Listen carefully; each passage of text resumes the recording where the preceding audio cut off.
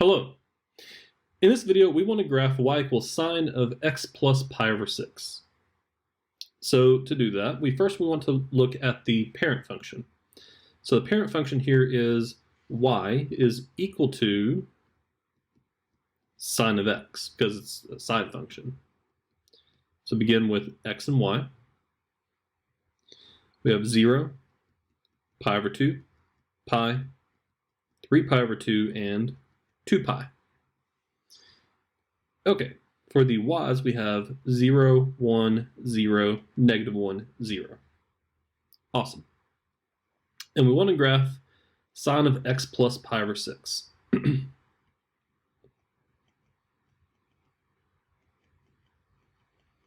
Now, one thing I want you to notice here is that this is inside with the argument of the sine function. So since it's with the argument, that means that this is going to be a horizontal translation or horizontal shift. That means that the y values will stay the same for this one.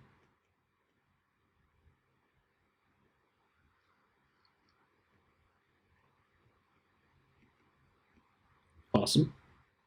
It's the x's that will change. Now notice that this is in the form of x plus pi over 6. That's good. But think in your head x minus a negative pi over 6. So since that's plus pi over 6, that moves it left pi over 6 units. In other words, we have to subtract pi over 6 from the x. Now, 0 and then minus pi over 6 is just negative pi over 6. Pi over 2 minus pi over 6, well, this is 3 pi over 6 minus pi over 6, which is 2 pi over 6, but simplified would be pi over 3. Now notice that I'm just adding 3 pi to this, and that's basically what I'm going to do each time. So 2 pi over 6 plus 3 pi over 6 is 5 pi over 6, and then that is already simplified. Now add 3 more pi over 6 to that, makes that 8 pi over 6. Good. And that simplifies, though, to 4 pi over 3. And then add 3 pi over 6 to that, makes that 11 pi over 6.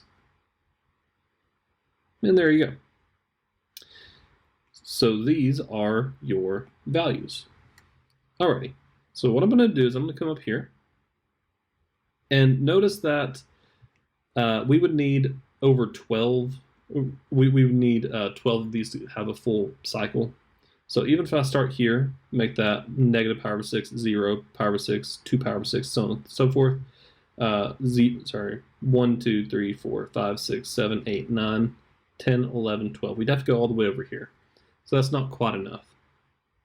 Instead, what I'm going to do is make each of these pi over 3, because that's, halving the denominator. And so what that does is that makes this negative pi over 3,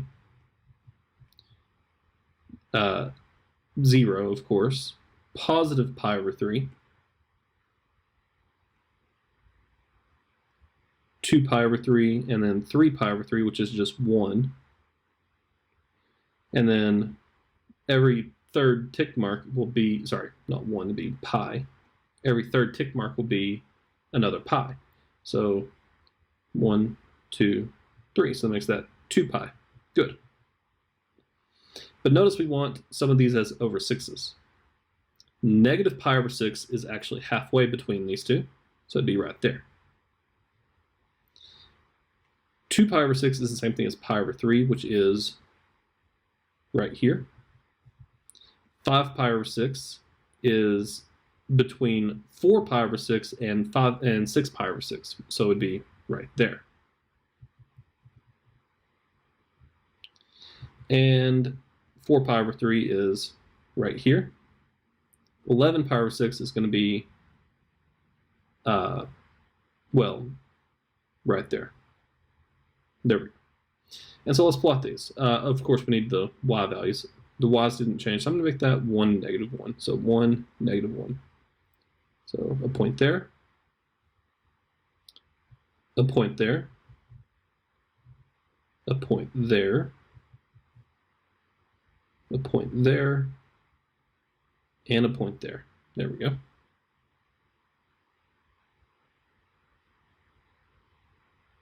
Awesome. And that is a full cycle. And just a reminder, we have A to be 1, which means that the amplitude is the absolute value of 1, which is 1.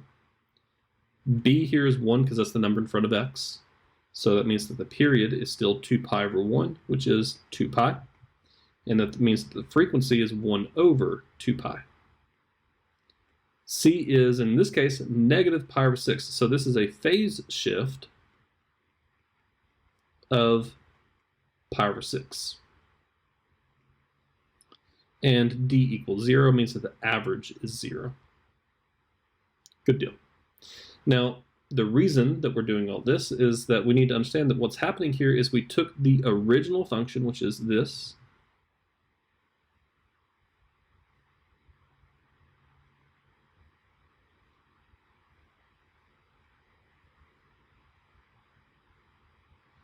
and it moved left pi over 3.